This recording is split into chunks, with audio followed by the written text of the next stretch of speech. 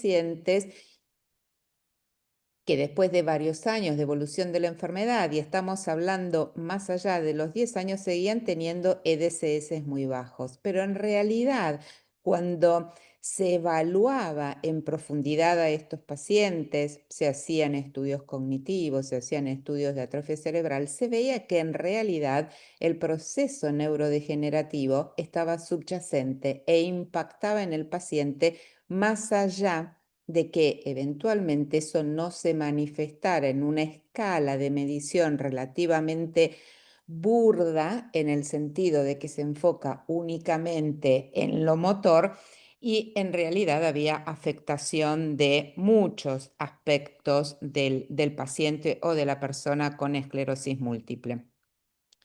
Em, Estos son, en primer lugar, mis conflictos de interés, y nos vamos a enfocar en esta presentación de hoy y vamos a hacer relevancia en algunos de los aspectos. ¿Por qué deberíamos iniciar precozmente con terapias de alta eficacia?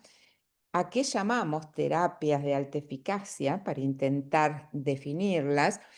Si tenemos evidencias, y de hecho por supuesto que existen en vida real del uso de terapias de alta eficacia y cuáles son los resultados, y también tocar un aspecto que en algunos casos puede limitar el uso de las terapias de alta eficacia y que tiene que ver con la seguridad del uso de estos fármacos y cómo podemos hacer para mitigar los riesgos.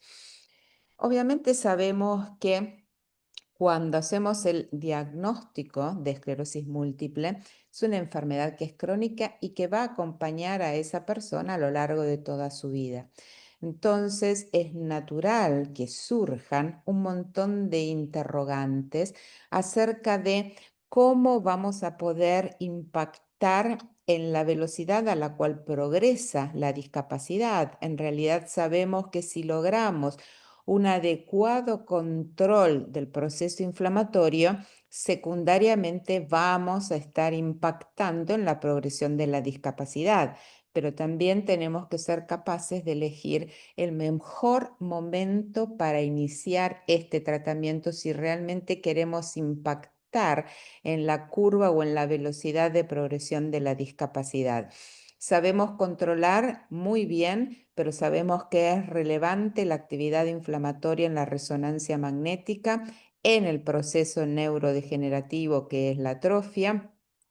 Si logramos controlar inflamación y secundariamente neurodegeneración, podremos preservar la funcionalidad cognitiva del paciente, podremos permitir que continúe con su desarrollo profesional. Tenemos que además plantearnos desde el momento del diagnóstico y en el caso de que utilicemos terapias de alta eficacia, cómo eso puede impactar en la planificación familiar en el embarazo, y además de controlar todos los aspectos de la vida del paciente, que la terapia no impacte negativamente en su calidad de vida. O sea que tenemos muchos interrogantes, muchos blancos sobre cuáles tenemos que actuar y una ventana terapéutica que vamos a ver que es acotada, porque son los primeros años. En realidad antes se hablaba 2 años. Ahora eso se ha acortado muchísimo más. Son los primeros meses del diagnóstico de la enfermedad donde las decisiones que tomemos van a impactar en el futuro de ese paciente. Y por suerte, y a través del tiempo, se han desarrollado una gran cantidad de fármacos para el tratamiento de la esclerosis múltiple, y ya a partir de los años 2000, con el arribo del primer anticuerpo monoclonal aprobado para el tratamiento de la esclerosis múltiple, que fue natalizumab, han surgido otra cantidad de anticuerpos monoclonales o terapias de alta eficacia como los anti-CD20, ocrelizumab, ofatumumab, ublituximab, y algunos orales como por ejemplo el cladribine, que podríamos incluirlo también eventualmente como una terapia de alta eficacia. Todos estos fármacos que podemos utilizar para el tratamiento de la esclerosis múltiple pueden de alguna manera presentarse o clasificarse de la siguiente manera. hay algunos que los vamos a estar dando en forma continua y que sabemos que la eficacia de todos estos medicamentos se mantiene durante el tratamiento activo, mientras se los estamos administrando a la persona. Mientras que hay otras terapias que son las llamadas de reconstitución inmune, en donde el fármaco es administrado durante un periodo acotado de tiempo, sabemos que son 2 años, tanto para el caso de alemtuzumab cuanto de cladribine, pero la eficacia clínica del fármaco va a prolongarse, va a persistir después de que hemos finalizado ese tratamiento activo. En el momento en que decidimos tratar a un paciente con esclerosis múltiple, en la actualidad hay dos estrategias que solemos utilizar en la práctica clínica diaria. Uno es iniciar el tratamiento con terapias de baja o moderada eficacia y es lo que llamamos escalamiento, en donde claramente vamos a priorizar la seguridad. En estos casos es muy importante identificar y en forma temprana la falla terapéutica porque es muy probable que esta ocurra. Ahora, es muy importante identificar la falla terapéutica y rectificar lo que estamos haciendo, pero al mismo tiempo podemos estar exponiendo a este paciente a potenciales riesgos y riesgos severos. ¿Y cuál sería ese riesgo? Perder la mejor ventana de oportunidad terapéutica, el mejor momento para controlar la actividad inflamatoria de la enfermedad con la consiguiente acumulación de la discapacidad. Priorizamos entonces la seguridad, pero el costo que será asumido por el paciente va a ser probablemente muy alto. Y por el otro lado, tenemos otra estrategia que es iniciar precozmente el tratamiento de una forma muy agresiva, con terapias de alta eficacia, en donde claramente estamos priorizando la eficacia, por supuesto. ¿Y por qué? Por todo lo que les dije antes, porque sabemos que la intervención temprana y agresiva sobre este sistema inmune y a nivel periférico previene el daño irreversible en el sistema nervioso central y disminuye o enlentece la acumulación clínica de la discapacidad. Por el momento, estas terapias de alta eficacia están especialmente indicadas en pacientes que tienen factores pronósticos negativos. Y una de las limitantes, pero que después vamos a discutir seguramente que si esto es realmente tan así, una de las potenciales limitantes para el uso de terapias de alta eficacia desde el momento del diagnóstico está relacionado a la potencial exposición al riesgo de efectos adversos, sobre todo al riesgo de infecciones. Todas las recomendaciones actuales, tanto las guías de ECTRIMS, que fueron desarrolladas en colaboración con la Sociedad Neurológica Europea, dicen que todos los pacientes tienen que recibir tratamiento y que la elección del tratamiento, una vez que ha sido confirmado el diagnóstico, va a basarse en la discusión de algunos aspectos que están relacionados a la presencia o ausencia de comorbilidades, que ustedes saben que impactan negativamente en la evolución de la enfermedad, pero que al mismo tiempo pueden limitar el uso de determinados fármacos, cuán severa o activa es la enfermedad, el perfil de seguridad de la droga y, por supuesto, la accesibilidad al tratamiento, que eso es una limitante en muchos países, sobre todo en los países latinoamericanos. Y si esto, digamos, es para recordar, porque decimos claramente en pacientes con factores de mal pronóstico debemos iniciar terapias de alta efectividad. ¿Y cuáles serían esos factores de mal pronósticos? Uno de ellos es la edad, que al mismo tiempo si bien es un factor de mal pronóstico, probablemente o las edades más avanzadas son situaciones donde probablemente la efectividad aún de las terapias de alta eficacia disminuya en parte, sobre todo porque con las edades más avanzadas la enfermedad deja de ser tan inflamatoria y predomina mucho más lo degenerativo. Los factores que más señalan la agresividad de la enfermedad son aquellos que vamos a poder ver en la resonancia magnética. Muchas lesiones en T2 o una alta carga lesional en T2, mucha actividad inflamatoria, dado por la presencia y el número de lesiones gadolinio positivos, la topografía de las lesiones y especialmente dos localizaciones son las que claramente están asociadas a un factor o a mal pronóstico en el corto plazo, es la presencia de lesiones infratentoriales y medulares, la presencia precoz de atrofia cerebral y sobre todo, más allá de lo que es la atrofia global cerebral, es la atrofia de sustancia gris porque es la que claramente correlaciona con el deterioro cognitivo del paciente.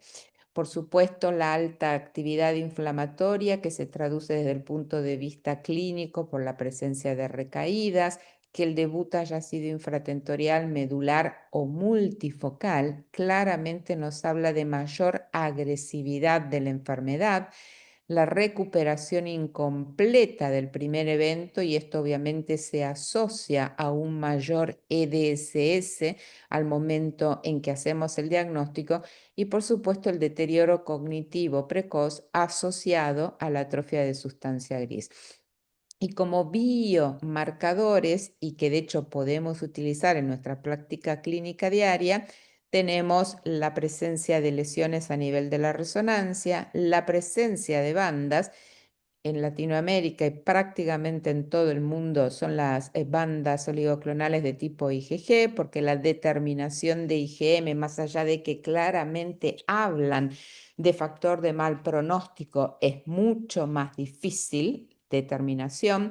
Los niveles elevados de neurofilamentos en líquido cefalorraquídeo, ahora en el suero, más allá también de la limitación en su uso, porque no es accesible en Latinoamérica seguramente y tampoco es accesible en muchos países, tanto en Europa cuanto en Estados Unidos, fuera del contexto de un estudio de investigación. De manera tal que básicamente podríamos decir que las estrategias terapéuticas las tenemos que orientar al perfil del paciente y una vez que conocemos esos factores de mal pronóstico, podremos indudablemente adaptar mejor el tratamiento. Si bien la evidencia actual sugiere que el uso temprano de terapias de alta eficacia claramente en presencia de factores de pronóstico negativos demuestra que podemos cambiar la evolución de la enfermedad. Y vamos a ver qué decisiones tomaríamos en nuestra práctica clínica diaria si nos enfrentamos, como en este caso, a un varón que es joven, que tiene comorbilidades como hipertensión arterial, un hipotiroidismo subclínico y tabaquismo, y que en el año 2019 hace un trastorno de la marcha y disminución de fuerza muscular en mi cuerpo derecho.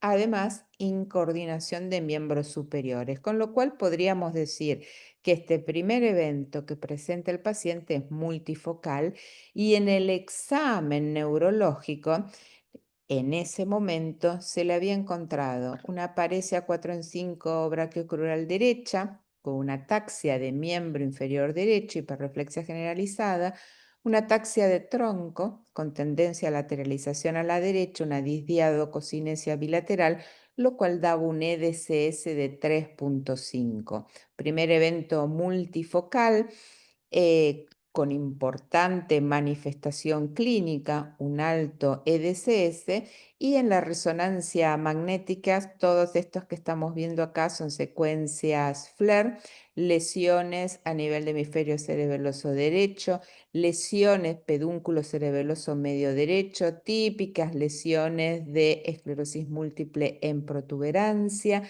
múltiples lesiones supratentoriales, muchas de ellas confluentes a nivel periventricular, como estamos viendo acá, lesiones yuxtacorticales, lesiones a más yuxtacorticales, mucha actividad inflamatoria. Como vemos, un gran número de lesiones que habíamos visto anteriormente realza con el contraste. Tenemos realce en anillo abierto, realce nodular, realce en anillo cerrado, todos los tipos de realce que suelen encontrarse en esclerosis múltiple, y la presencia de estos agujeros negros que estoy señalando en este momento, que nos hablan de gliosis o pérdida irreversible de tejido cerebral, y además en la médula lesiones que son cortas, que realzan con el gadolíneo. Fíjense, menos del 50% del diámetro de la médula, topografía lateral típica de esclerosis múltiple. Entonces, una pregunta que les hago a ustedes, y como para empezar el debate, es: ¿a ustedes les cabe alguna duda de iniciar terapias de alta eficacia en este paciente? Es un paciente en el cual, sin ninguna duda, ustedes iniciarían una terapia de alta eficacia, o eventualmente todavía en cierto dejo o margen de duda y podríamos darle cabida a terapias de moderada eficacia. ¿Qué es lo que piensan ustedes?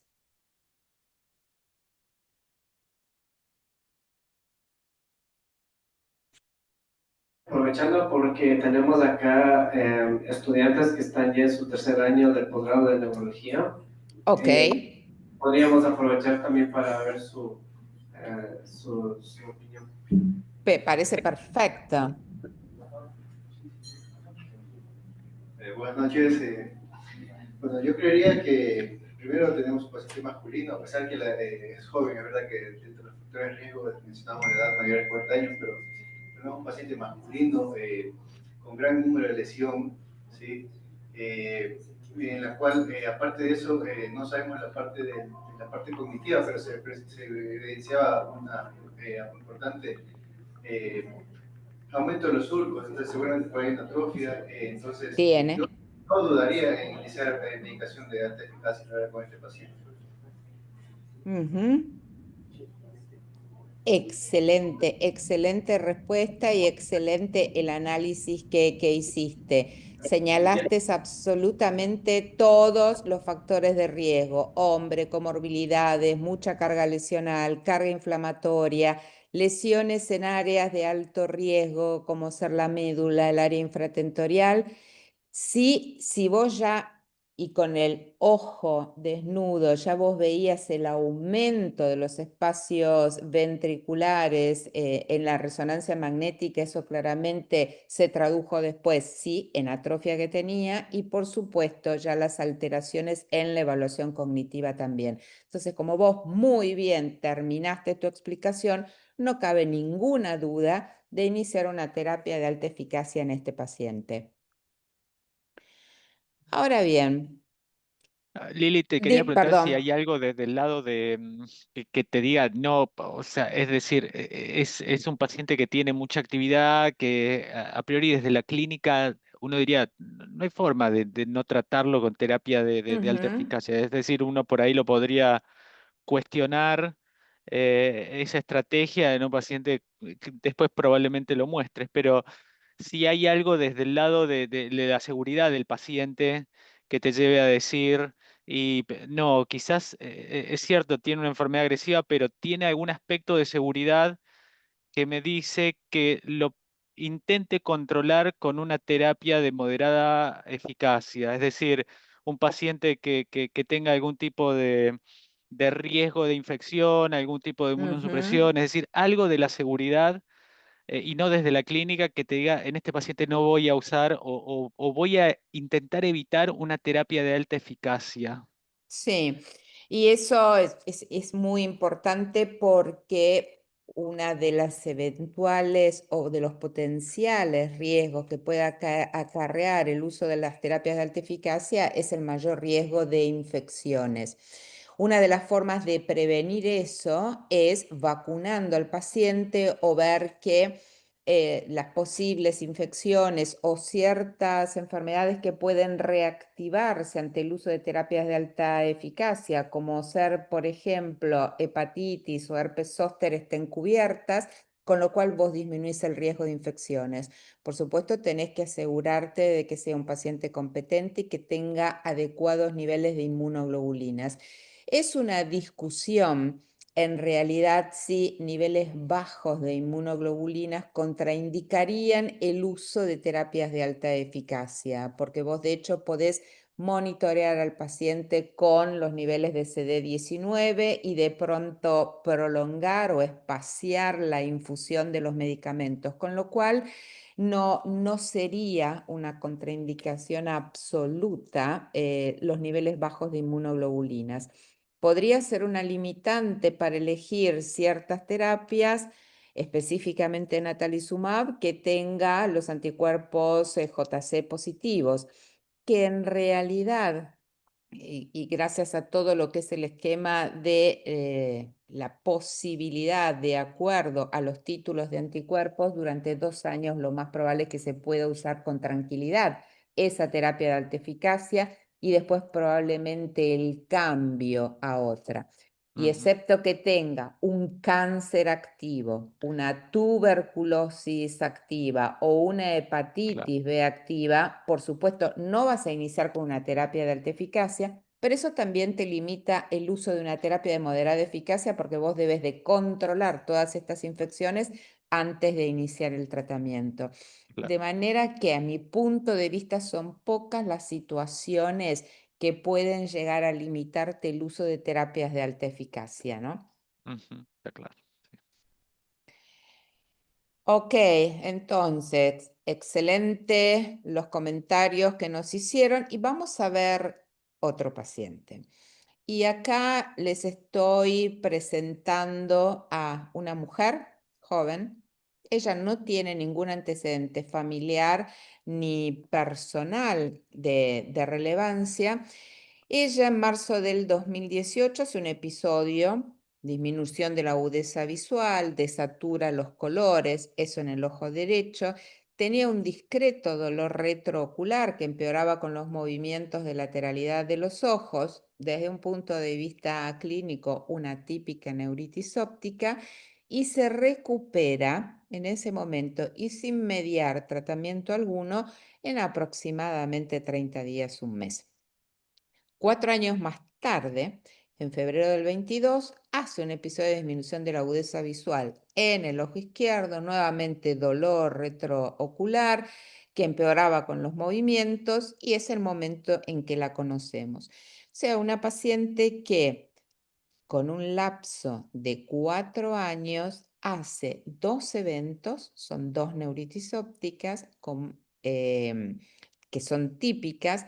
En el segundo evento, nosotros indicamos metilprednisolona endovenosa, recibió una dosis de 3 gramos con una resolución, esto ya alejado del evento, más allá del mes, recuperación completa de su agudeza visual. Por supuesto, había quedado un Marcus Boom presente del lado izquierdo como recordatorio de que ese nervio óptico había sufrido. Tenía una hiperreflexia generalizada, un EDCS de 1. Nuevamente estamos viendo la resonancia, otra vez la secuencia FLAIR. No tenía lesiones infratentoriales, sí tenía, como estas que estoy marcando acá, lesiones periventriculares, ¿sí? Todas estas que estamos mostrando acá, lesiones que son yuxtacorticales, tamaño ventricular, podríamos decir, apropiado para la edad, no tenía lesiones infratentoriales y esta era su médula, una médula que era normal. Y nuevamente nos planteamos la discusión. En esta paciente, ¿qué les parece a ustedes? ¿Iniciarían una terapia de alta eficacia?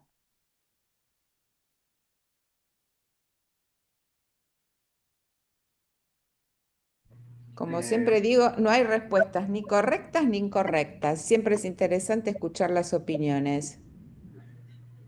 Bueno, también podemos aprovechar aquí el comentario de los estudiantes. A ver, Andrés, ya te paso el micrófono.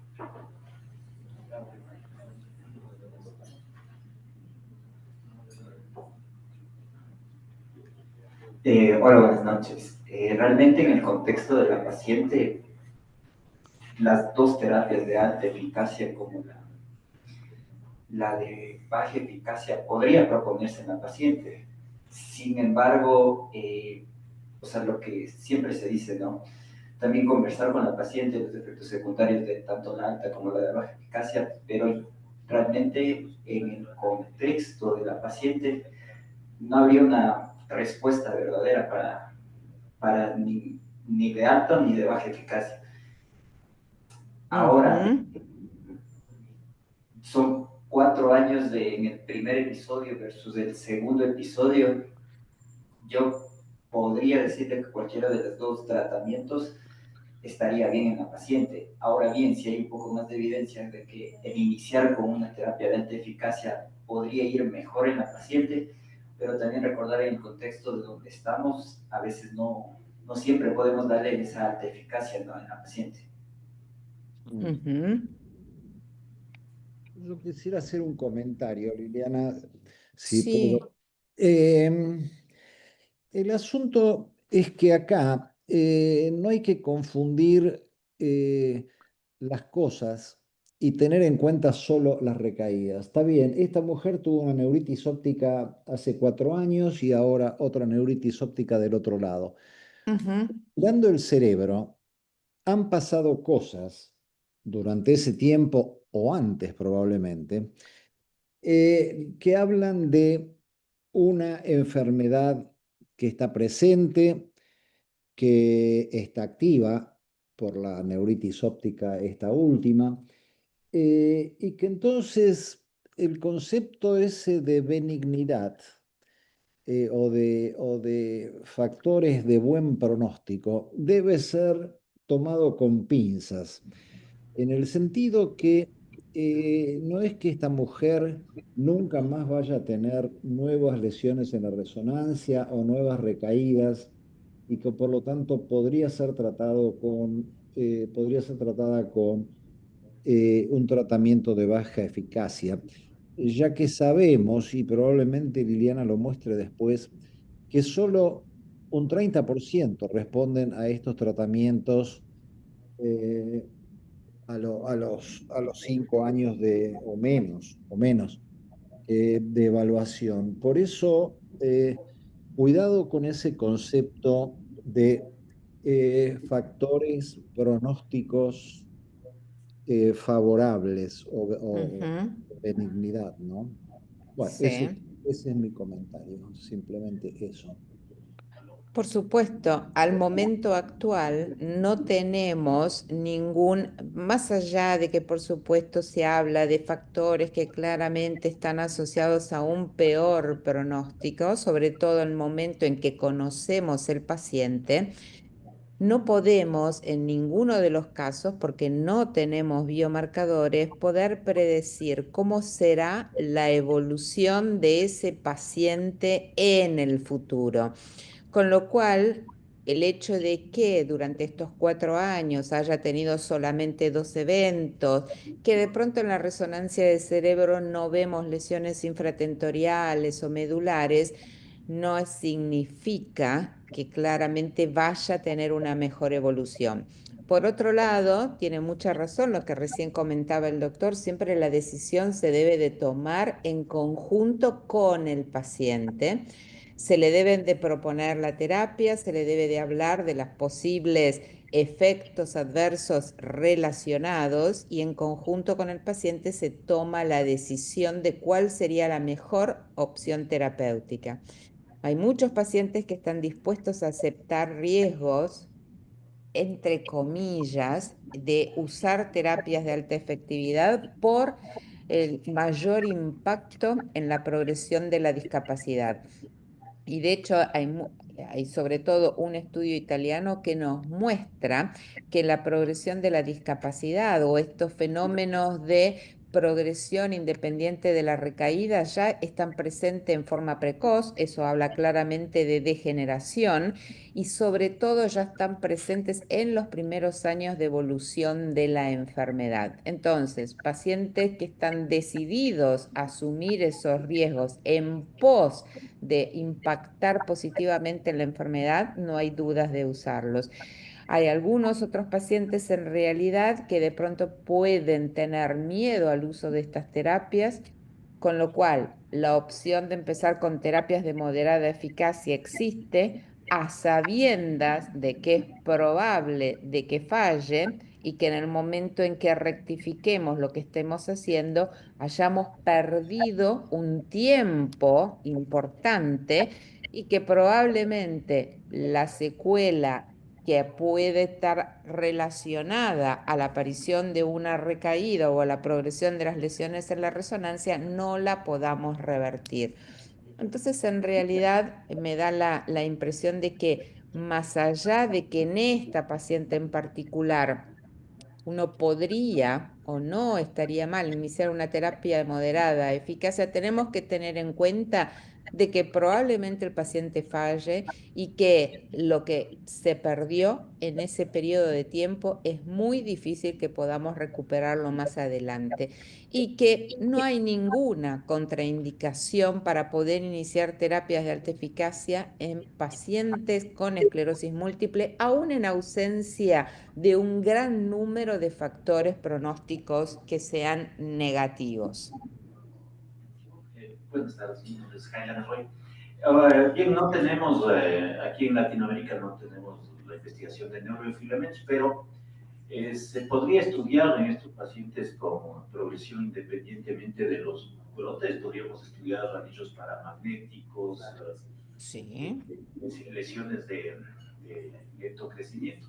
Además, no sé qué experiencia tienen en medir la atrofia de la médula cervical, porque, o sea, leí un trabajo que es comparable, la atrofia de la médula cervical es comparable a la atrofia cerebral y puede ser un poco mejor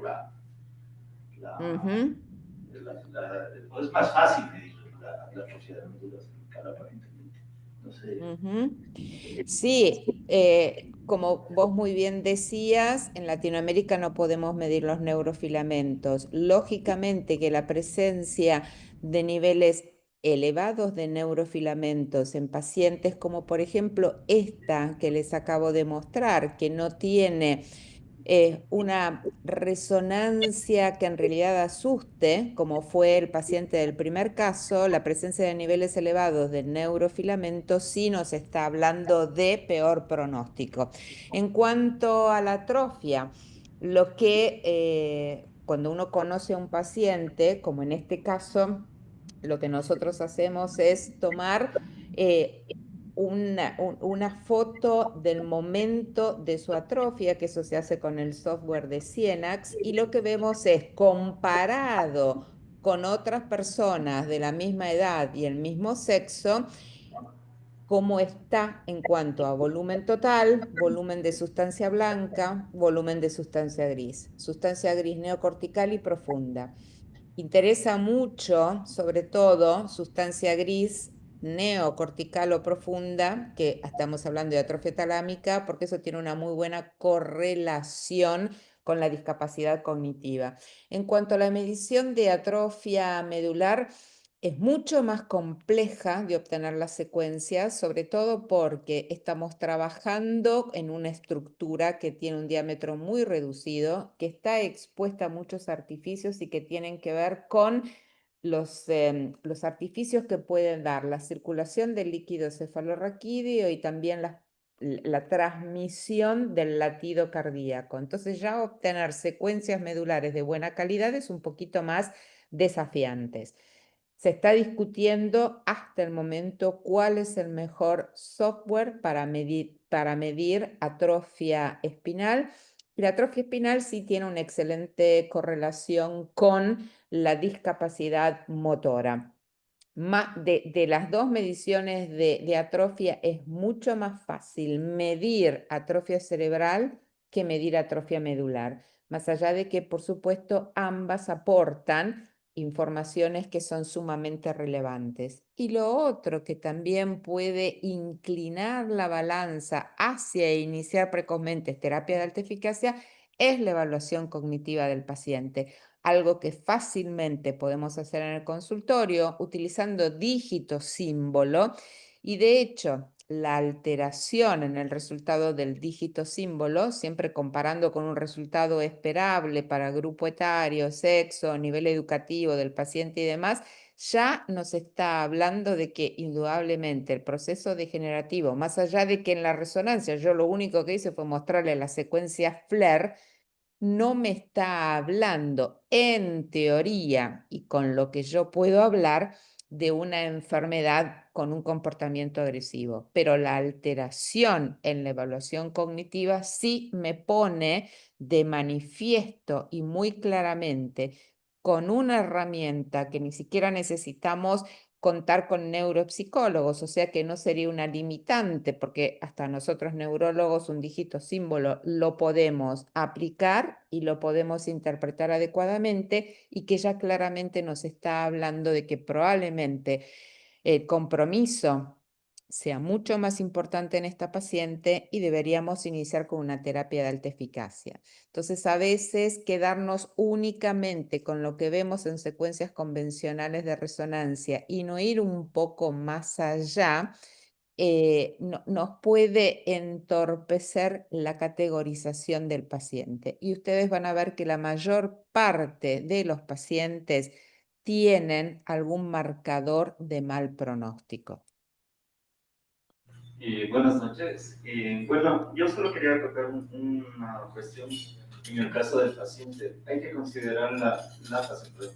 Hay que considerar, obviamente, que la paciente es una paciente que está en edad fértil, ¿no? Tiene 28 años, que tendríamos que nosotros indagar en la paciente si la paciente está con planes de quedarse embarazada o no, porque obviamente dependería mucho nosotros el tipo de terapia que vamos a empezar a utilizar en la paciente. Obviamente es muy diferente empezar una de alta eficacia a una de menor eficacia en la paciente, porque obviamente tendríamos que tener en el paciente siquiera estacionariamente la enfermedad disminuida por 2 años para nosotros pensar en que la paciente puede embarazarse, según lo que yo tengo entendido. Inclusive, si la severidad de la enfermedad es muy grande, nosotros inclusive podríamos hacer el switch para bajarle a un interferón, obviamente de un autorizumab, es lo que yo tengo entendido. O sea, eso quisiera un poquito como que aclarar y...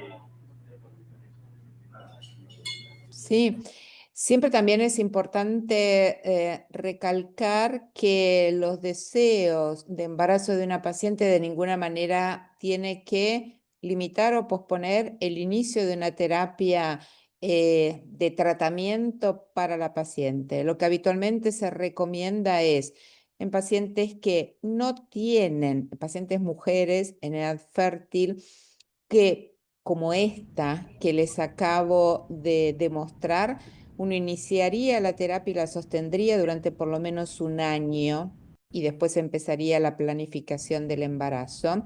Y si el primer paciente que les mostré hubiera sido una mujer, en donde claramente tenemos una enfermedad que es altamente activa, uno plantea sostener una terapia durante 2 años y después iniciar la planificación familiar. Pero nunca el deseo de embarazo tiene que posponer el inicio de la terapia, porque el embarazo, más allá del cambio que produce desde el punto de vista inmunológico y más allá del eventual efecto protector que tiene sobre la evolución de la enfermedad al hacer un shift desde proinflamatorio hacia antiinflamatorio, y que eso claramente tiene que ver con los cambios que se dan a nivel hormonal en la paciente, es lo suficientemente protector como para controlar la actividad de la enfermedad. Y en cuanto al uso de las terapias o de las distintas terapias, con las terapias de alta eficacia, y con eso me refiero a los anticuerpos monoclonales, podríamos incluir incluso a cladribine como una terapia de alta eficacia para poner un fármaco oral dentro de este grupo. Uno puede ajustar los tiempos y planificar el embarazo. Y sí, claramente tenemos que tener mucho más cuidado, sobre todo con teriflunomide y además con fingolimod. Fingolimod porque la suspensión se asocia a un rebound de la enfermedad, y en el caso de teriflunomide porque hay evidencia de su teratogenicidad y tenemos que eliminarlo rápidamente de la circulación. Pero con el resto de las terapias perfectamente las podemos iniciar, en algunos casos incluso sostenerlas durante el embarazo, y después eventualmente reiniciarlas una vez que se ha producido el nacimiento. Pero no planteen, o digamos, el hecho de embarazo nunca tiene que ser una limitante para iniciar el tratamiento. ¿De acuerdo? Sí, yo quería un poco adicionar porque a mí me llamó mucho la atención un estudio recientemente publicado el año pasado, en el cual era utilizar terapias de alta eficacia como OCRE en un ensayo clínico de un solo brazo de tratamiento, por ejemplo, en pacientes con esclerosis múltiple remitente recurrente cuyo EDSS era menor a 3.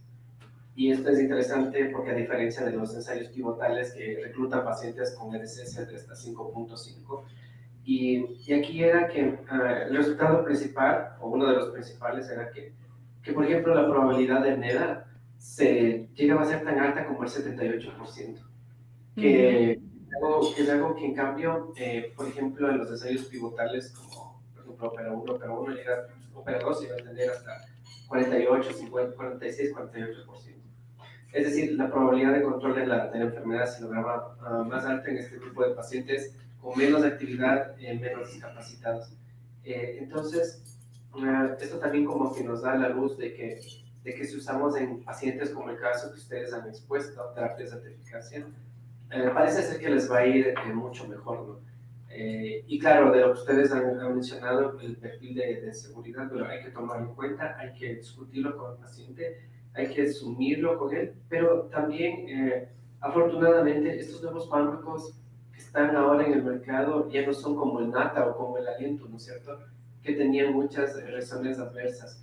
Parece que sus reacciones son, incluso en los ensayos pivotales, muy, muy parecidas a los de los interferones. Entonces, creo que también es un punto a considerar de que ahora sí podríamos tomar en cuenta estos fármacos de eficacia en pacientes como el caso que ustedes que lo habían expuesto. Y bueno, de lo que había mencionado del embarazo. Eso quería contar. Absolutamente de acuerdo. Perfecto. Y sí, de hecho, cuanto más precozmente lo iniciemos, cuanto menos discapacitado esté el paciente, además mejores van a ser las posibilidades de éxito. Los eventuales riesgos podemos controlarlos y mitigarlos, con lo cual, por supuesto, siempre plantean que es necesario tener más evidencias, más datos y demás. Yo les voy a mostrar evidencia más adelante, pero creo, y esto es una opinión personal, que no tenemos claras contraindicaciones para iniciar terapias de alta eficacia en los pacientes con esclerosis múltiple desde el inicio, aún en pacientes como esta que les acabo de mostrar, en donde groseramente o a través de lo que podemos ver, parecería no ser una enfermedad de un comportamiento tan agresivo. Entonces, la otra pregunta que yo les quería hacer para plantear la discusión es, ¿cuáles consideran ustedes que son los factores que limitan el uso de terapias de alta eficacia en su práctica clínica diaria? La falta de acceso, porque de pronto no todas están disponibles, tal vez los limita el hecho de que les falta o ustedes consideran que les falta más experiencia en su uso o lo que más les preocupa es la seguridad a largo plazo. Y ahora los escuchamos a ustedes.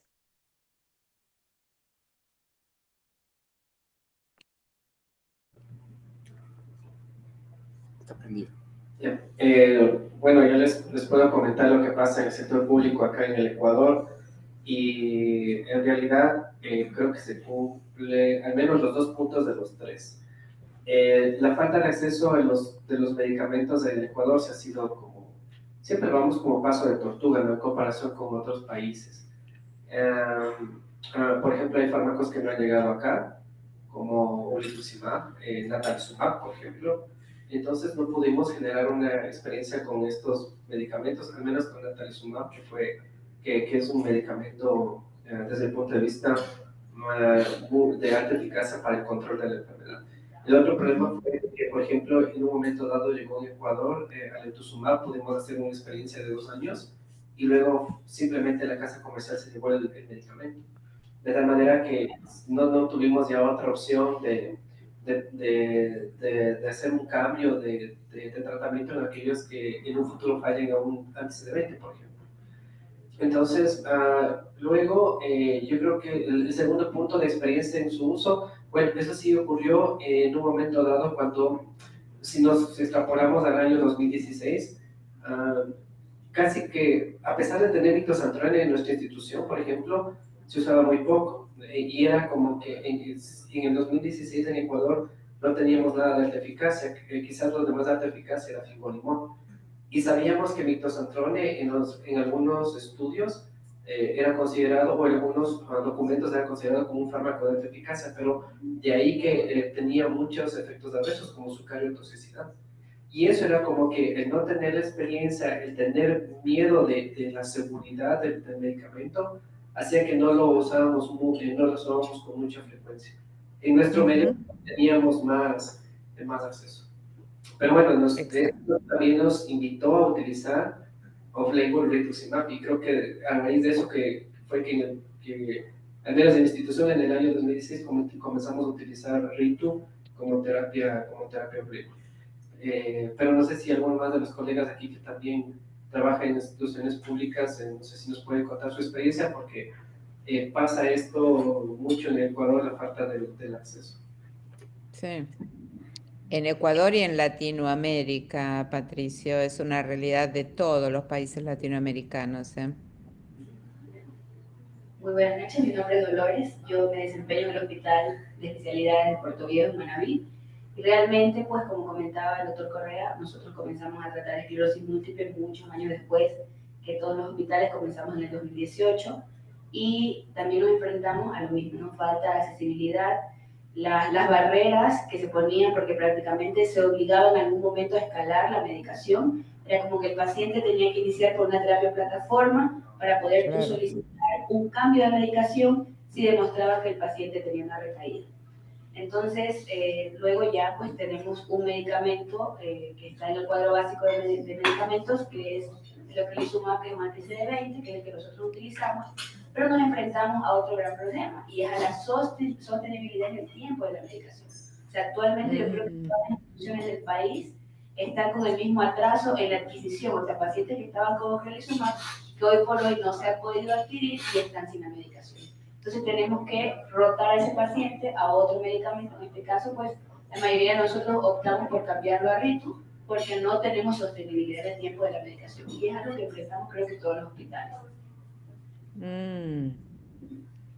Ok, sí.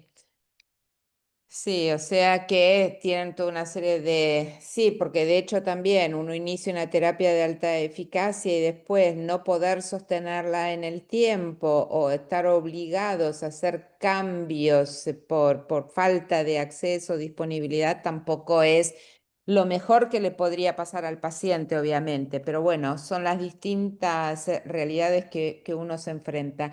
Y claramente me da la impresión que la falta de accesibilidad es uno de los principales problemas que se identifican como barreras que limitan el uso de las terapias de alta eficacia. porque la experiencia, obviamente, todos tenemos nuestra curva de aprendizaje, podremos tener un poco más de incertidumbre con los primeros pacientes, pero rápidamente la experiencia se adquiere y más allá de la evidencia que tenemos en la literatura, y la seguridad a largo plazo la vamos a poder ver en nuestros pacientes, pero además tenemos mucha evidencia de los estudios a largo plazo de los ensayos pivotales, con lo cual, más allá de que nuestro uso sea reciente, ya podemos conocer o saber de antemano qué es lo que puede pasar en este paciente, ¿no?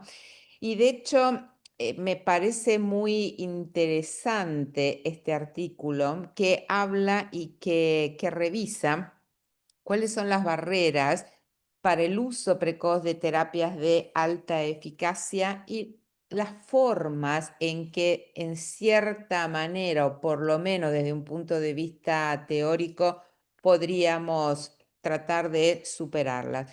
Por supuesto, hay una que es muy complicada y que tiene que ver con todos los aspectos de regulatorios y de pago de estos fármacos, con lo cual el diálogo con las autoridades sanitarias y el desarrollo sobre todo de entre los expertos de esclerosis múltiple de un algoritmo de manejo en el cual se explique claramente en qué situaciones deben de utilizarse terapias de alta eficacia, cómo monitorearlos, cómo seguirlos, cómo eventualmente indicar la falla, pueden contribuir a cambiar un poco y mejorar la accesibilidad a los fármacos. Otra veces tiene que ver con nosotros como profesionales en cuanto a que tenemos que trabajar en educación médica para conocer bien el mecanismo de acción de los fármacos, cuáles son los pros, cuáles son las contras, y otros trabajar incluso con los pacientes, para que los pacientes primero conozcan todas las opciones disponibles que hay, las ventajas y desventajas, y el tema de lo que se hablaba anteriormente, ¿no? El tomar la decisión compartida con el paciente y acompañarlo en todo ese proceso de decisión son algunas de las prácticas que nos pueden ayudar. No digo que esto sea fácil, pero por lo menos son algunos de los distintos elementos a los que podemos recurrir para tratar de mejorar el acceso a estas terapias. Porque además, una de las cosas que siempre planteamos es que el tiempo es un factor crucial y hablamos de esta ventana de mejor opción terapéutica que cada vez se va acortando más. Y la verdad es que cuando nosotros iniciamos un tratamiento tenemos una serie de objetivos terapéuticos, ¿no? Por lo menos en nuestra cabeza y que sabemos claramente que a eso es a lo que apuntamos. Desde el punto de vista clínico, por supuesto que queremos prevenir que aparezcan las recaídas y por supuesto prevenir ese empeoramiento asociado a las recaídas, que lo conocemos con el nombre de RO.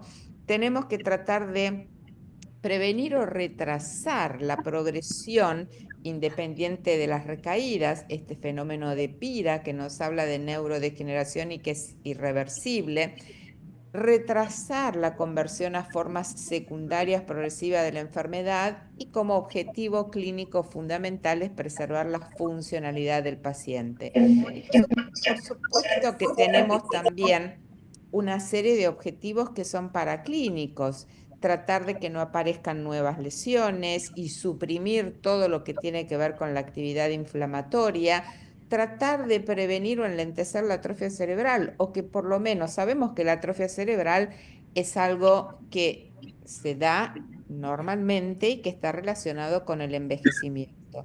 Pero lo que nosotros apuntamos es que la velocidad a la cual ese paciente pierda cerebro se asemeje a la velocidad a la cual pierde volumen cerebral una persona que no tiene esclerosis múltiple. Si vamos a algunos biomarcadores, es normalizar los niveles de neurofilamentos que me hablan de inflamación y de GFAP que me habla de neurodegeneración, y después otros. Por ejemplo, tratar de que no empeore la evaluación cognitiva del paciente, si usamos OCT, que no haya una un mayor adelgazamiento de capas de fibras nerviosas de la retina. Cada vez podemos ir agregando más objetivos paraclínicos en los pacientes.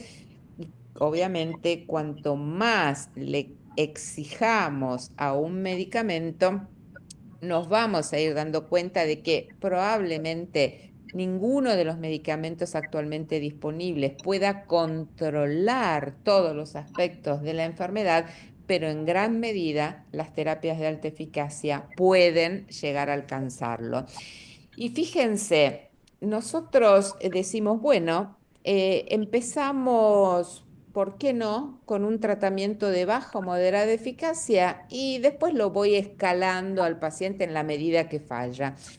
Nosotros sabemos que, y esto tiene que ver con recaídas, la tasa anualizada de recaídas va cayendo a lo largo del tiempo y sobre todo en la medida en que la edad del paciente avanza. Entonces, si yo inicio con terapias de baja eficacia en momentos en donde yo tengo la mayor actividad inflamatoria, para recién después, cuando este medicamento falle, escalar a otro de mediana eficacia y después, cuando este también falle, llegar al de alta eficacia, estoy perdiendo el mejor momento y que son los primeros años de evolución de la enfermedad en donde predomina la actividad inflamatoria. Entonces, después, si ya lo único que tengo es neurodegeneración y progresión, no voy a pretender, por más que haya iniciado una terapia de alta eficacia, poder recuperar todo lo que ese paciente se perdió.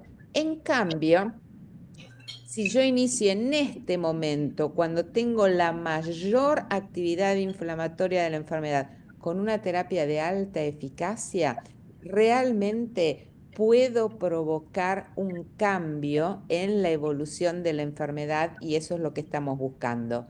Pierdo el tiempo. Acá llego demasiado tarde. Esto es optimizar mi oportunidad terapéutica. Y fíjense este otro ejemplo, ¿no? Este era un varón de 32 años, ninguna comorbilidad, ningún antecedente importante.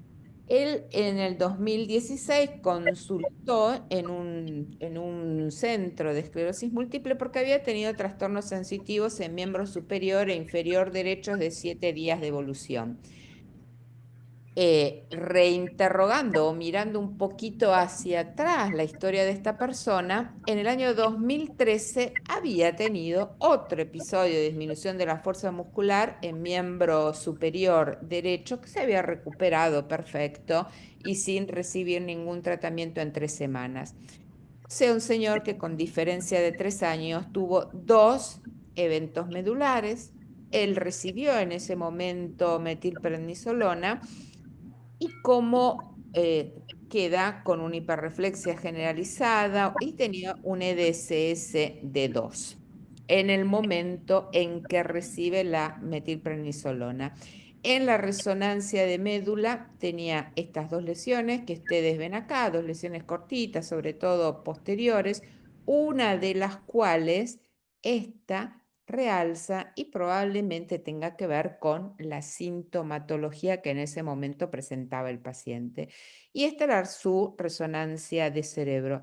Tenemos acá una lesión en el hemisferio cerebeloso izquierdo, una chiquitita a nivel de pedúnculo cerebeloso, lesiones subcorticales, periventriculares. Se le hace el diagnóstico de esclerosis múltiple. Él en ese momento inicia tratamiento con interferón a dosis alta, subcutáneo 3 veces por semana. Hace una recaída sensitiva en miembros inferiores con recuperación parcial y un EDSS de 2.5. Y en la resonancia de control, y esto fue unos meses más tarde, 2 años más tarde, fíjense la aparición de nuevas lesiones, son por lo menos 5 nuevas lesiones. Acá sigue la chiquita que tenía el hemisferio cerebeloso derecho. Claramente, un paciente, más allá de que tenía factores de mal pronóstico, empieza con una terapia de baja eficacia y claramente lo esperable era el fracaso del tratamiento. Ahora bien, hubo un incremento de su EDCS, hubo un incremento en el número de lesiones y más allá de que en este momento se cambió y se inició con una terapia de alta eficacia, todo esto que el paciente perdió, su EDCS que se incrementó, la progresión de la discapacidad, no vamos a poder volverla atrás. Entonces, claramente, cuando uno decide un cambio de tratamiento, y a ustedes les pregunto, más allá de que les estoy induciendo un poco la respuesta, ¿no? ¿Ustedes cambiarían a moderada, alta eficacia o en realidad no hay ninguna diferencia y lo importante es cambiar? Les induje un poquito la respuesta, ¿no? Pero bueno, los escucho.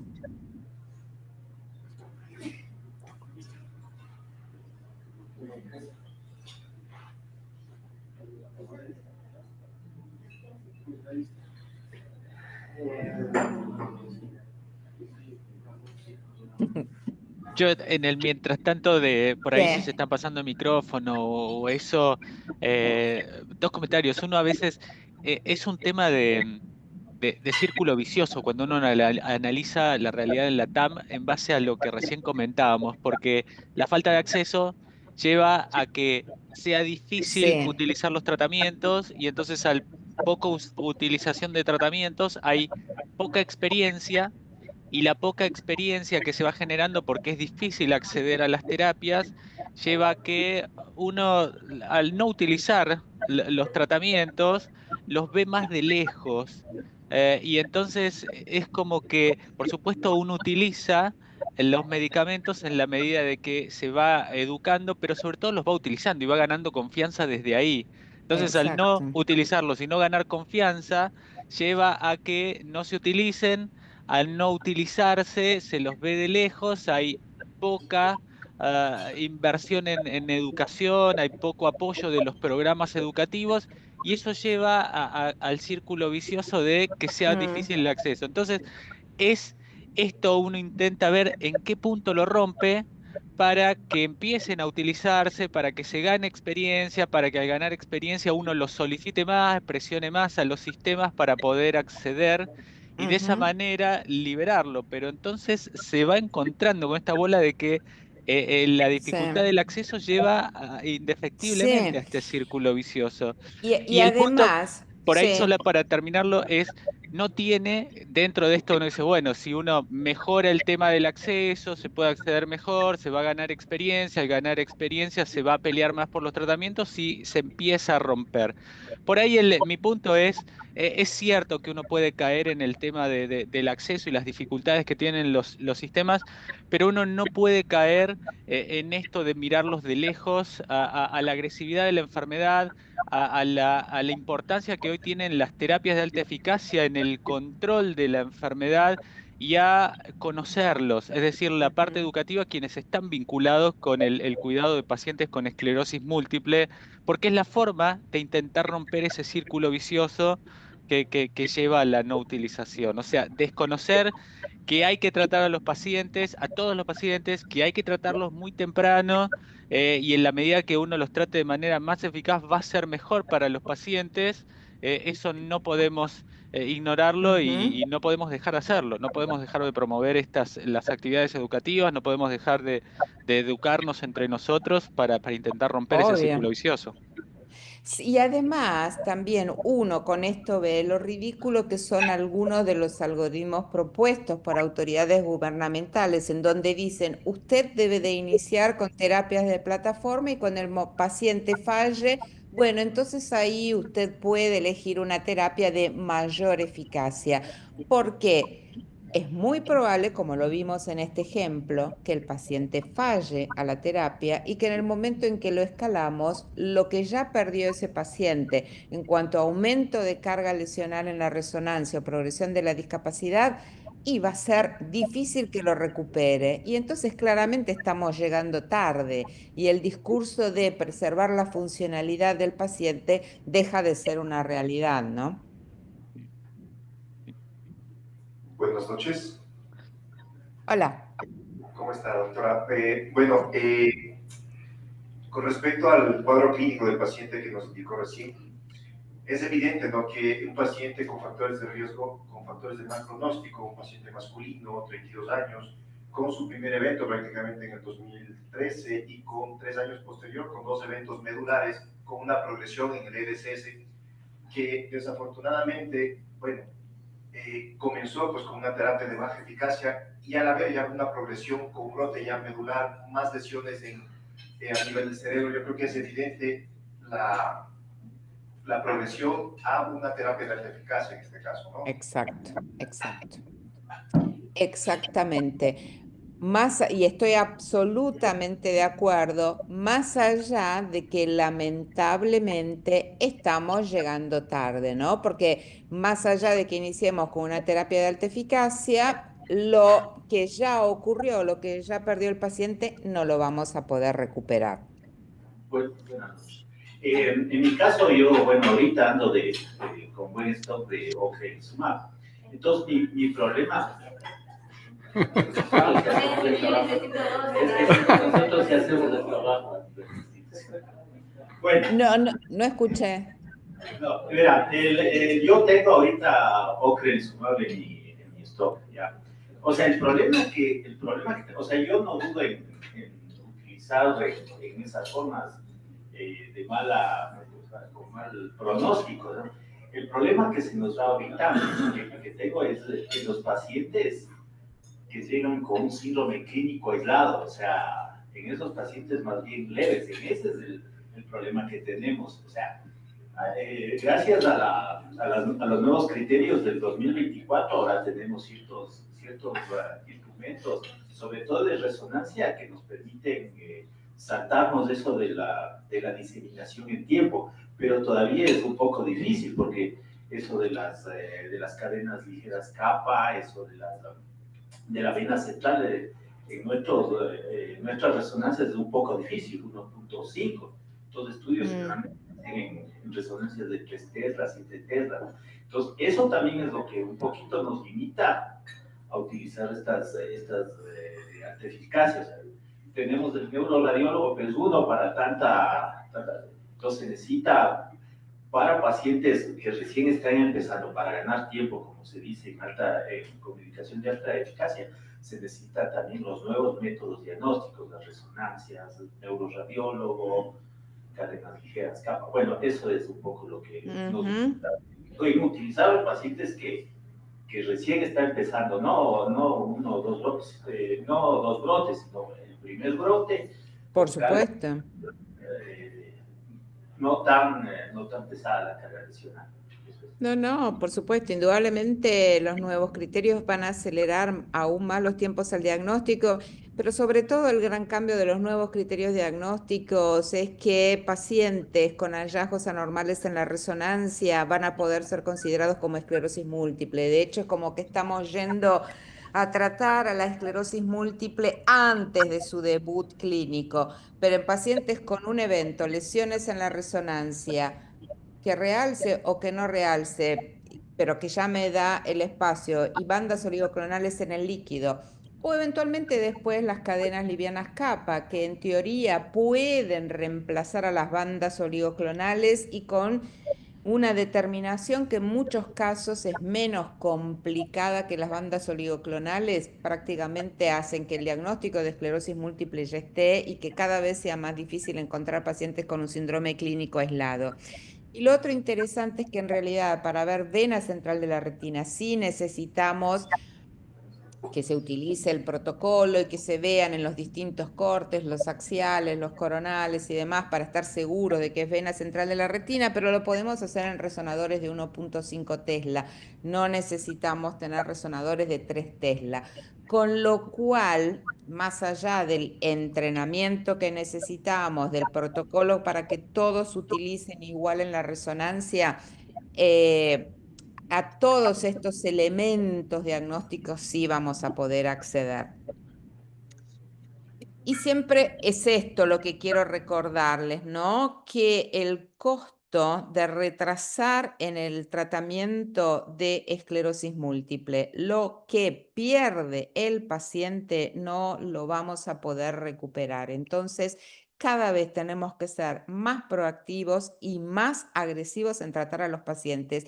Y acá les muestro este otro trabajo para justificar lo que estoy diciendo, que no es lo mismo, si tenemos que escalar, hacer el paso intermedio de pasar a moderada eficacia, porque claramente hay diferencias. Y fíjense, en este estudio había 3 grupos de pacientes, ¿no? Todos ellos empezaban con terapias o estaban en tratamiento con terapias consideradas de baja efectividad. ¿A qué llamaban terapias de baja efectividad? Interferones, acetato de glatiramer y teriflunomide. En el momento en que era necesario cambiar el switch, teníamos pacientes que pasaban a terapias de alta eficacia. En este estudio, lo que tenían y utilizaron eran ocrelizumab y natalizumab.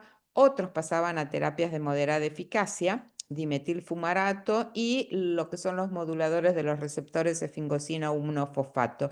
Y había 3 distintos grupos.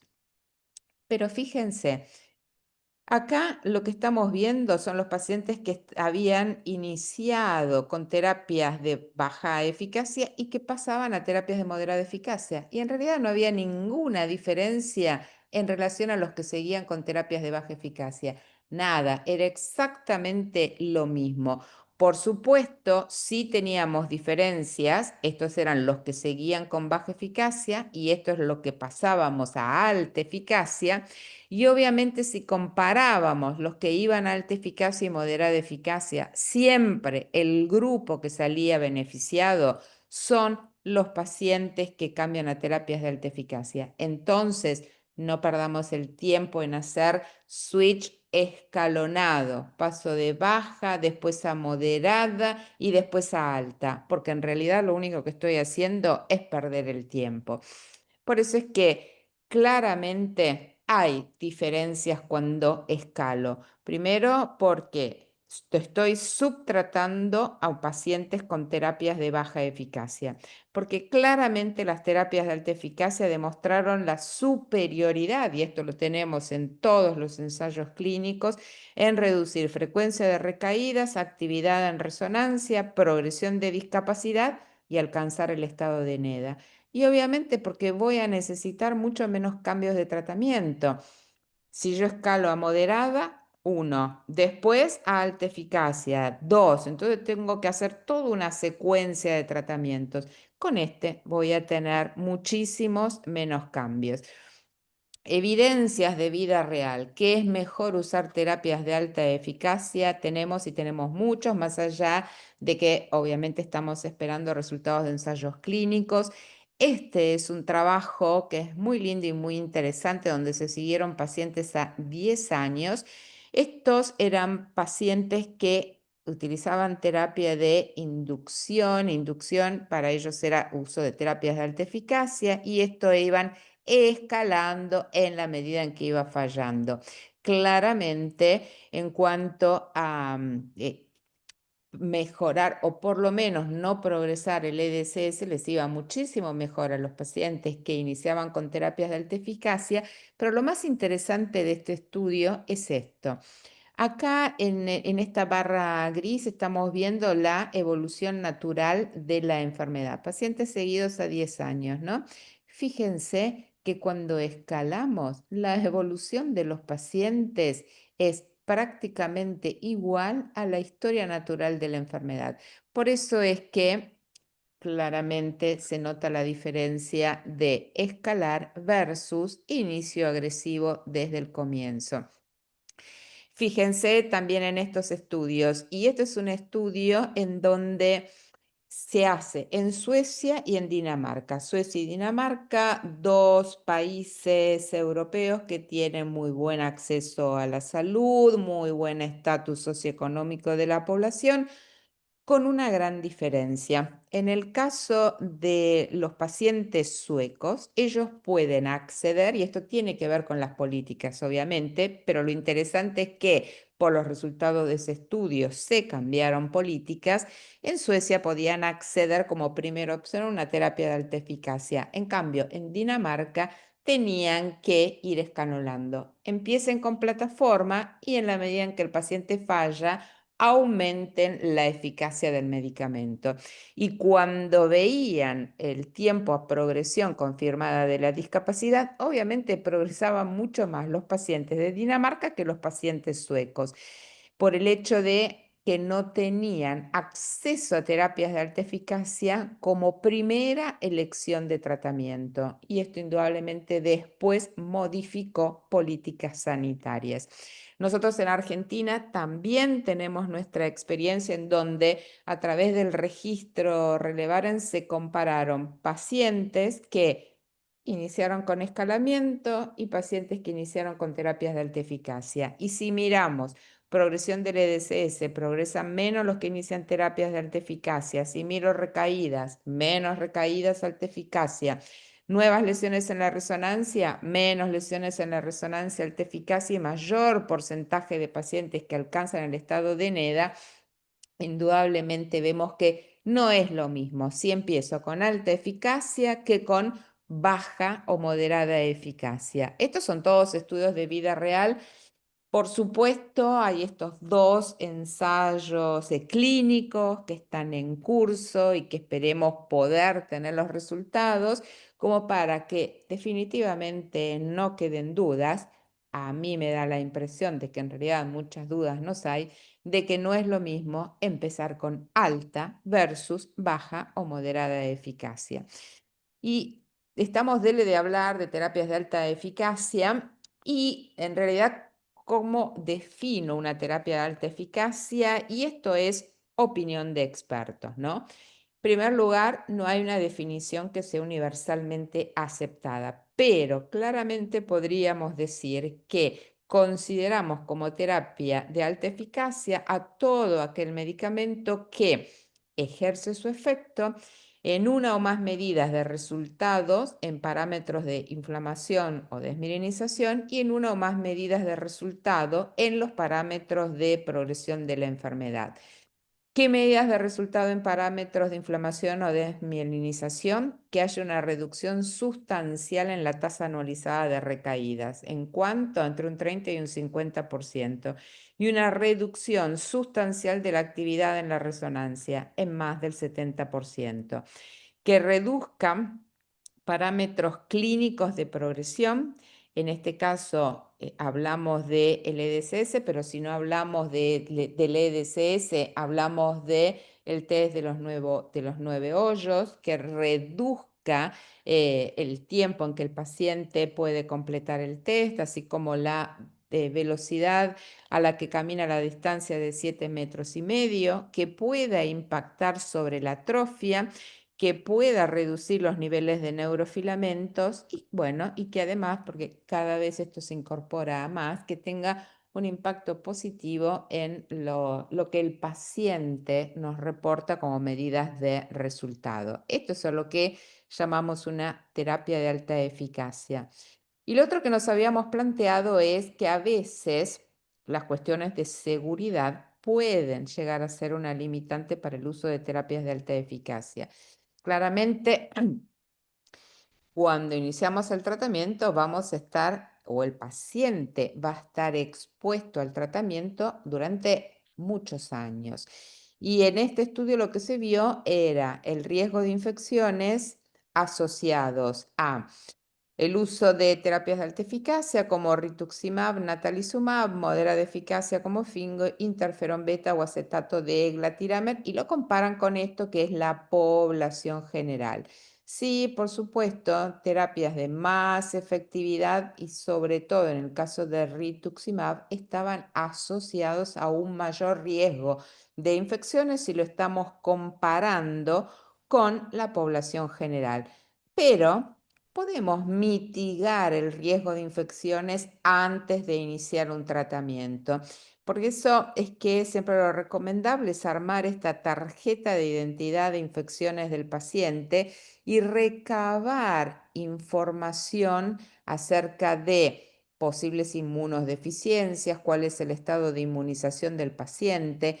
Antes de iniciar un tratamiento, pedir serologías para hepatitis B, hepatitis C, varicela zóster, son las principales con las cuales hepatitis B y varicela zóster siempre vacunar a los pacientes en el caso de que no tenga anticuerpos, siempre el screening para tuberculosis, dependiendo de lo que tengan en su país. En Argentina lo hacemos a través de placa de tórax, la reacción de Mantoux y la consulta con infectología, el screening para HPV, ¿no? Y obviamente cuando las serologías son negativas, lo confirmamos para después completar el esquema de inmunización. Porque en realidad lo que sabemos muy bien es que si lo exponemos a drogas inmunosupresoras, tenemos más riesgo de infección. Que si tienen, además, las infecciones pueden estar asociadas a recaídas y eso puede provocar un empeoramiento del déficit neurológico del paciente y puede haber un incremento de la morbimortalidad de esta persona secundaria a infecciones prevenibles por vacunas. Sabemos que las vacunas son seguras. Sabemos que en parte las drogas modificadoras pueden influenciar la respuesta inmune de las vacunas y que en algunos casos, aunque no es muy frecuente, podemos tener algunos eventos adversos relacionados con las vacunas. Pero hoy en día tenemos muchas guías y muchos consensos acerca del uso de vacunas en personas con esclerosis múltiple. Y claramente sabemos que las vacunas no se asocian a un mayor riesgo de recaídas y que sí lo que tenemos que establecer son los tiempos de vacunación. Dependiendo si usamos las vacunas inactivadas, basta 2 semanas antes de que inicie el tratamiento, vacunas a virus vivos atenuados 4 a 6 semanas antes de iniciar el tratamiento para asegurarnos siempre que el paciente monte una adecuada respuesta inmunológica antes de empezar a ser tratados.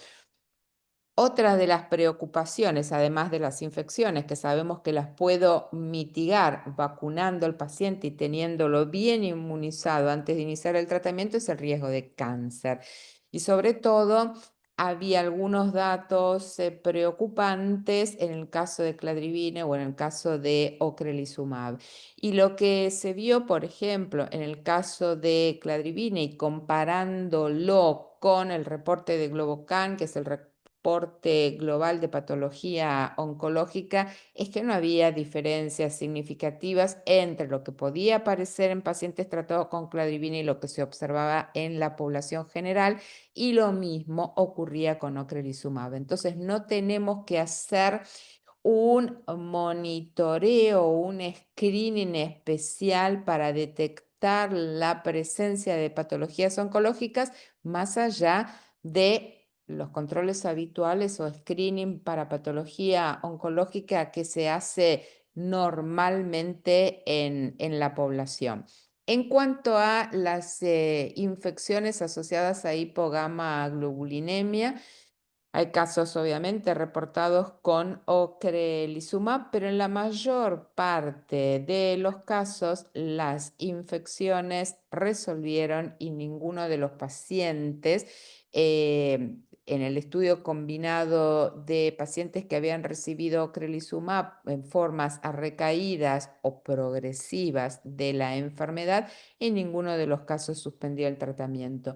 Más allá de que también hay terapias en cuanto a prolongar los tiempos de administración o eventualmente la administración endovenosa subcutánea de inmunoglobulinas cuando el déficit o la hipogama-globulinemia está asociada a infecciones.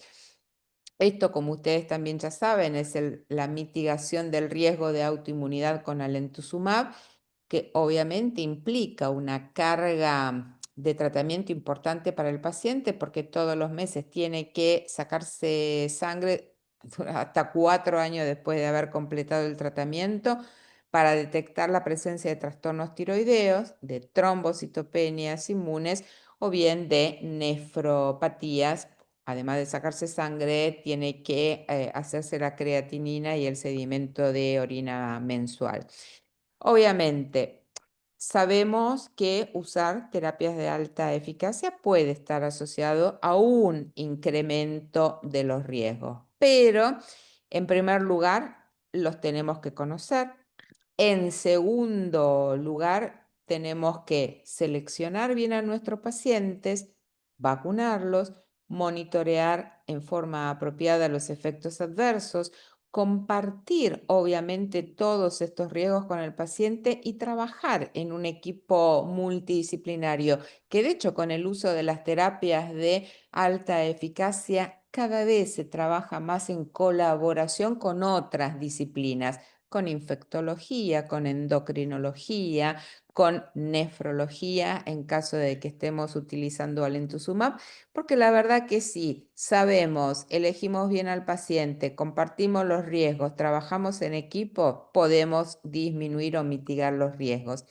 La idea entonces es dejar de lado esto de empezar con baja o moderada eficacia y de a poquito ir subiendo hasta que llegue una terapia de alta eficacia.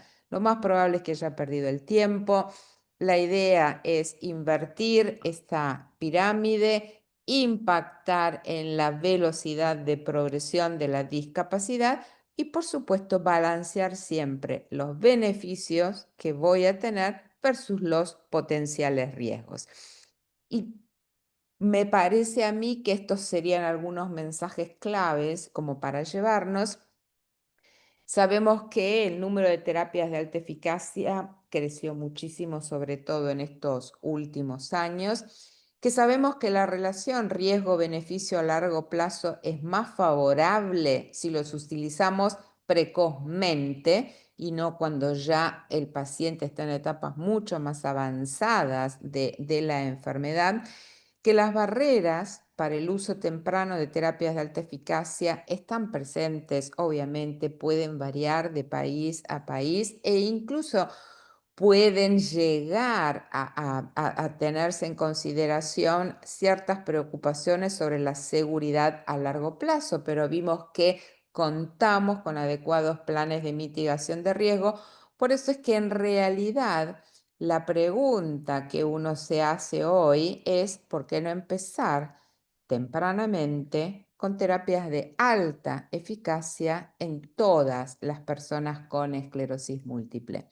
Y les agradezco muchísimo por haberme escuchado.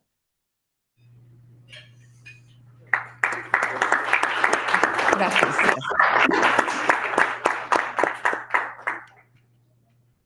Preguntas, discusiones, lo que a ustedes les parezca. Muchas gracias, doctora Liliana, por la disertación. En verdad fue increíble, hemos aprendido muchísimo y quiero hacer un comentario al respecto. Saben que el año pasado, con dos posgradistas que están acá conmigo, decidimos entrar a los registros de los pacientes y ver en forma retrospectiva qué pasó con los grupos de pacientes que empezaron con interferón. Y lo que observamos es que aquellos pacientes que empezaron con Agonex, el 80% de ellos terminaron haciendo un cambio de tratamiento y el 90% fue por falla terapéutica. Es lógico.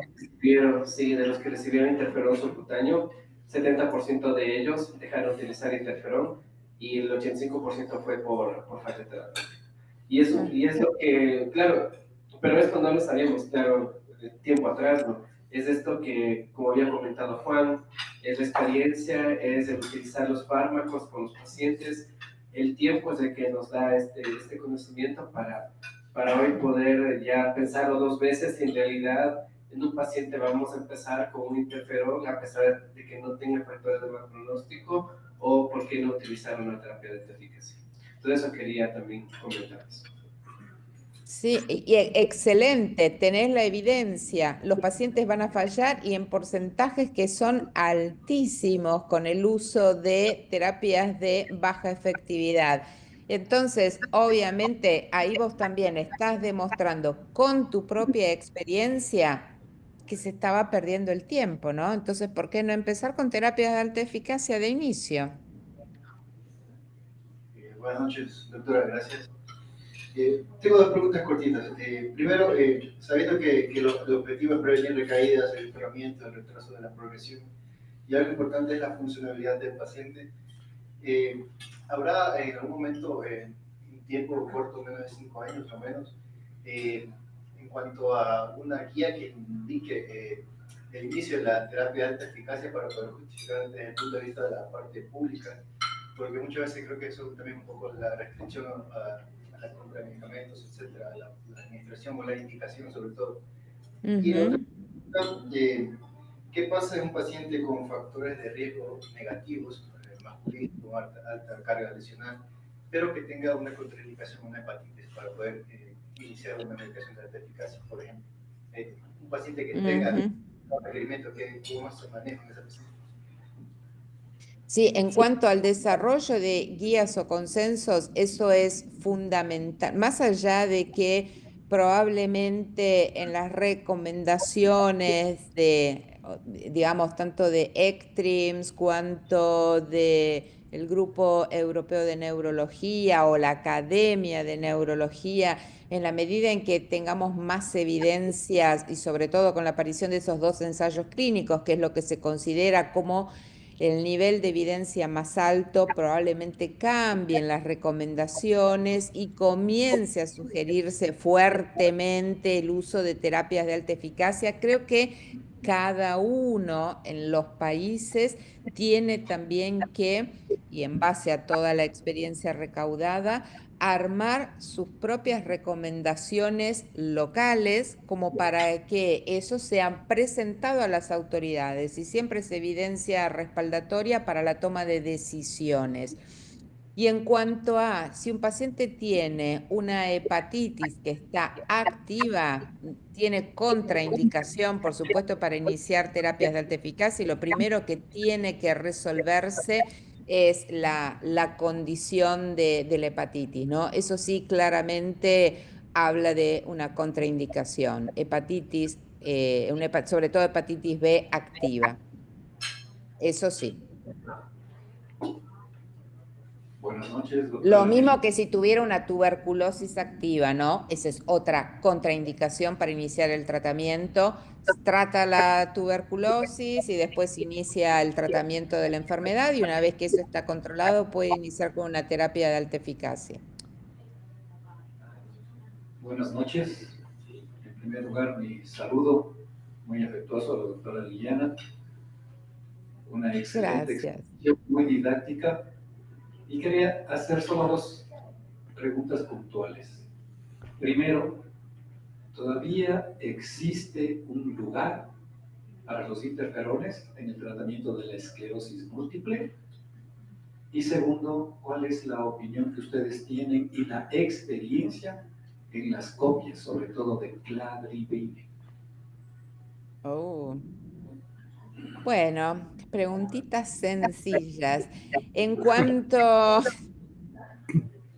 al uso de los interferones, una de las posibilidades en cuanto al uso de interferones, a veces uno lo resguarda para pacientes que debutan con edades más avanzadas en la enfermedad y en donde uno no está demasiado seguro con el uso de terapias de alta efectividad. Tal vez para grupos etarios avanzados podría ser una opción. Después ya no está quedando mucho lugar para el uso de interferones en el mundo real. Y con respecto a las copias de cladribine, en Argentina en este momento me parece que tenemos 4, si mal no recuerdo. Por supuesto, todas aprobadas por ANMAT, pero en ninguno de los casos se han hecho estudios comparativos con, digamos, con Mavenclad, ¿no? Con el original. Y tampoco hay datos publicados acerca de cómo ha sido la evolución de aquellos pacientes que recibieron estas copias. Personalmente yo no me siento segura en el uso de copias, más allá de que hayan sido aprobadas por el ente regulatorio, porque en realidad necesito evidencia y evidencia respaldatoria de lo que estoy usando en un paciente, con lo cual no las indico. Pero en Argentina en este momento cada vez es más difícil poder acceder a los originales, ¿no? Todo lo que tiene que ver con la discusión con los auditores de los entes pagadores se hace cada vez más difícil y encontrar justificaciones también se hace más difícil, sobre todo por el hecho que dicen ha sido aprobado por el ANMAT, ¿por qué usted no la quiere utilizar? Pero es un problema.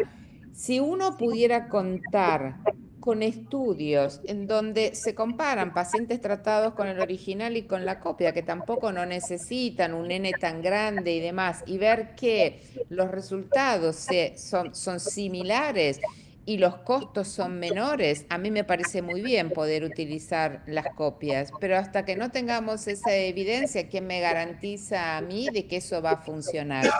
En realidad eso es lo que yo pienso.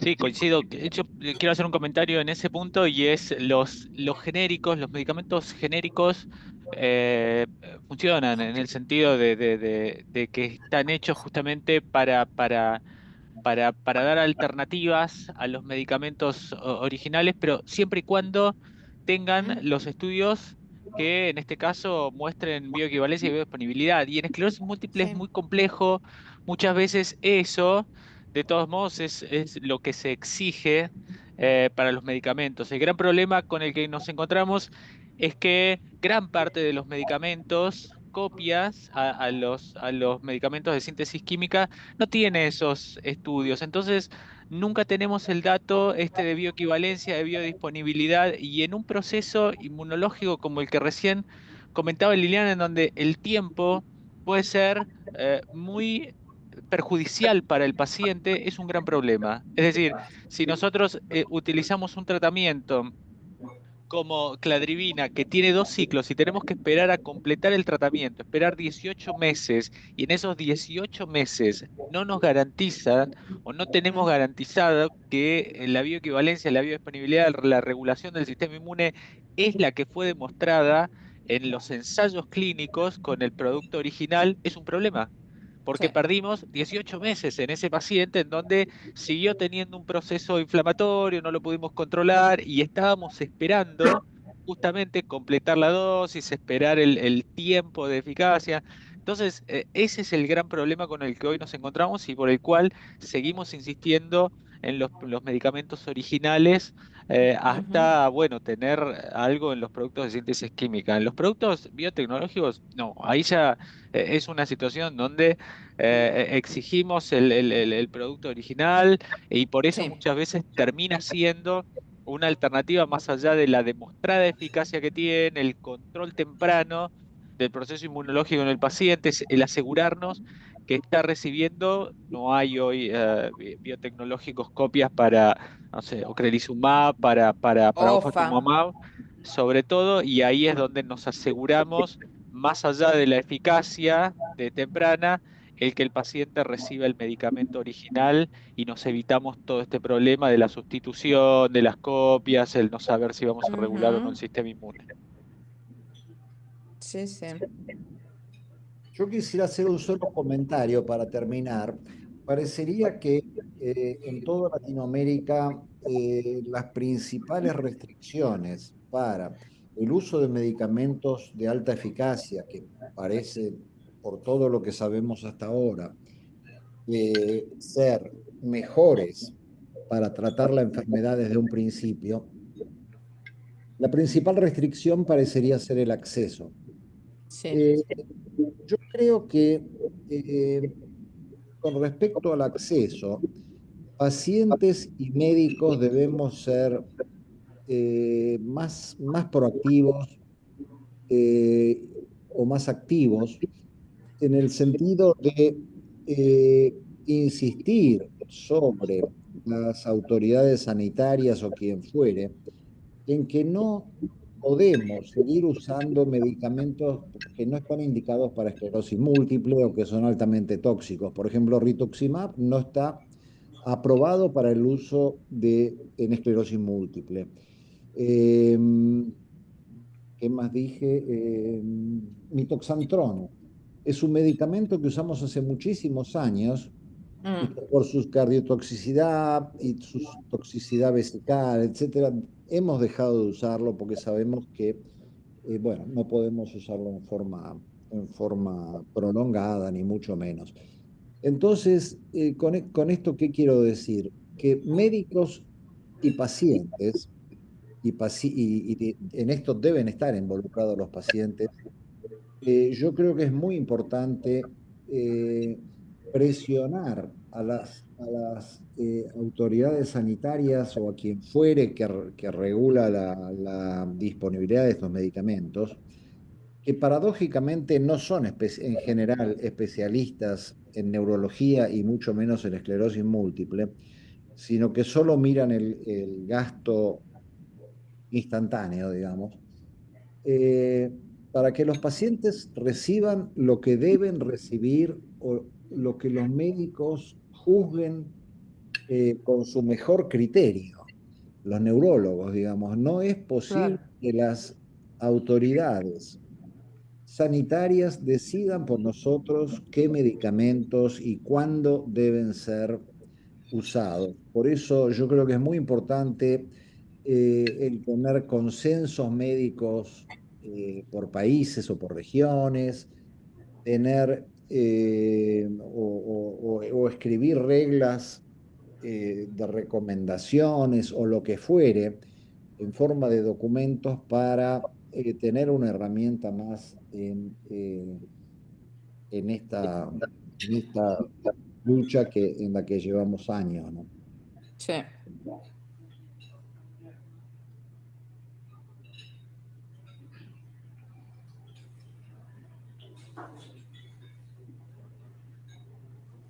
Bueno, parece que se ha terminado